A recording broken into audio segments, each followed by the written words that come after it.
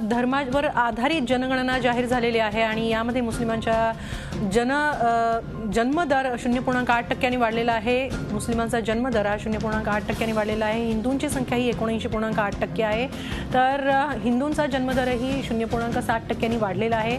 2011 ची ही धार्मिक जनगणना जाहीर करण्यात आलेली आहे। आपण याबाबत अधिक माहिती घेऊया आमचे प्रतिनिधी सुनील काळे यांच्याकडून। सुनील, धर्मावर आधारित ही 2011 ची जनगणना जाहीर झालेली आहे, काय अधिक माहिती आहे?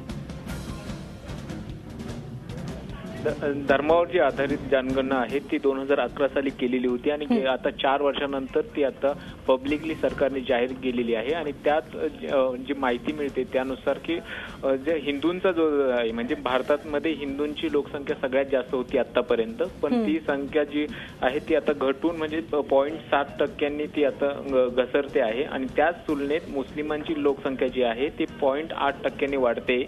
आणि म्हणजे ही 6 धर्मांमध्ये ही जनगणना करण्यात आलेली होती।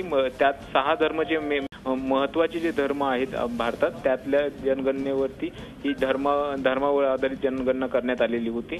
आणि यातली महत्वाची गोष्ट अशी की एकूण या लोकसंख्येनंतर आपली भारताची लोकसंख्या जी आहे ती 121 कोटी असल्याचं स्पष्ट झालंय। आणि त्यातली जी जवळपास 80% लोकसंख्या ही हिंदूंची आहे, तर 14% लोकसंख्या मुस्लिमांची आहे।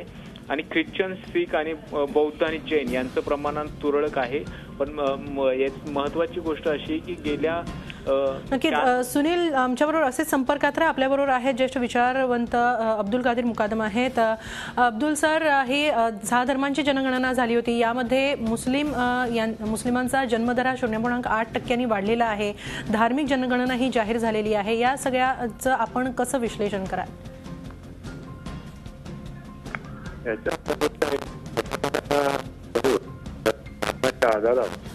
आणि कुठल्या एका विशिष्ट धर्माचे किती टक्के लोक आहेत, त्यांची किती टक्के वाढ झाली असं हे करून मुसलमान धर्म कुटुंब नियोजन करत नाहीत असं एक चित्र उभं करण्याचे सतत नेहमी प्रयत्न होत असतात। जनगणनेच्या बाबतीत अशा तऱ्हेने बघणं हे वैज्ञानिक दृष्ट्या योग्य नाही।